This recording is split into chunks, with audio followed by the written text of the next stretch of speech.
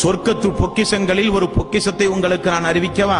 லா ஹவ்ல வலா குவத்த இல்லா பில்லாஹ், லா ஹவ்ல வலா குவத்த இல்லா பில்லாஹ் என்று நீங்கள் சொன்னால் சொர்க்கத்தினுடைய ஒரு பொக்கிஷத்தையே அல்லாஹ் உங்களுக்கு வழங்கிவிட்டான். நமக்கு சாதாரணமான வார்த்தையாக இருக்கிறது, ஆனால் அல்லாஹ் ரப்புல் ஆலமீன் நமக்கு தருகிற பரிசு பிரம்மாண்டமான பரிசு, எண்ணில் அடங்க முடியாத பரிசு.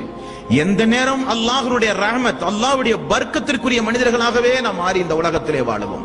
அல்லாஹ்வுடைய கண்காணிப்பு, அல்லாஹ்வுடைய அருள், அல்லாஹ்வுடைய கிருபை நம் மீது இருந்து கொண்டே இருக்கும் என்பா அந்த சொல்களே. ரசூல் ஸல்லல்லாஹு அலைஹி வஸல்லம் அவர்கள் இந்த திக்ரை எதற்கெல்லாம் பயன்படுத்தினார்கள் தெரியுமா? ஃபாத்திமா ரலியல்லாஹு அன்ஹா அவர்கள் ஒரு நாள், அல்லாஹ்வுடைய தூதரே, என் அருமை தந்தையே, வீட்டு வேலைகள் எல்லாம் செய்து எனக்கு கடுமையான கஷ்டம் ஏற்பட்டு விட்டது, கைகால் எல்லாம் வலி ஏற்பட்டு விட்டு விடுகிறது. போரின் மூலம் கிடைத்த நிறைய அடிமைகள் நமக்கு உண்டு யா ரசூலல்லாஹ். அல்ல என்னுடைய தந்தையே, ஏதாவது ஒரு அடிமையை வீட்டு வேலைக்கு தந்து நீங்கள் உதவலாமே. அலி ரலியல்லாஹு அன்ஹு அவர்களும் ஃபாத்திமா ரலியல்லாஹு அன்ஹா அவர்களும் ரசூல் ஸல்லல்லாஹு அலைஹி வஸல்லம் இடத்திலே வந்து முறையிட்டார்கள். தாய்மார்கள் நினைவு கூற வேண்டிய சம்பவம். வீட்டிலே வேலைப்பளு அதிகமானால் எந்த பிரச்சனைக்கு யாரும் போக வேண்டிய அவசியமே இல்லை.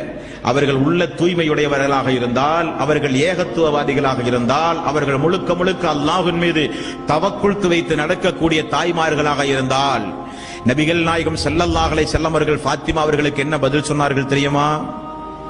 மகளே, அடிமையை உமக்கு தந்து நான் உபகாரம் செய்வதை காட்டிலும் உன்னுடைய மனதிற்கு திடகாத்திரமான ஒரு காரியத்தை கற்றுத்தரவா? சுபஹானல்லாஹ் 33 முறை, அல்ஹம்துலில்லாஹ் 33 முறை, அல்லாஹு அக்பர் 34 முறை. இப்படி நீங்கள் சொன்னால் உங்களுக்கு நான் அடிமையை தருவதை, அடிமையை நான் தந்து உதவுவதை காட்டிலும் சிறந்தது என்று நபிகள் நாயகம் ஸல்லல்லாஹு அலைஹி வஸல்லம் அவர்கள் சொன்னார்கள். வார்த்தையினுடைய கனப்பரிமாணத்தை புரிந்த ஃபாத்திமா ரலியல்லாஹு அன்ஹா அவர்கள் அந்த வார்த்தையை தன்னுடைய வாழ்வில் அடிக்கடி சொல்லிக் கொண்டே இருந்தார்களாம். சிரமம் ஏற்படும் பொழுது, கஷ்டம் ஏற்படும் பொழுது.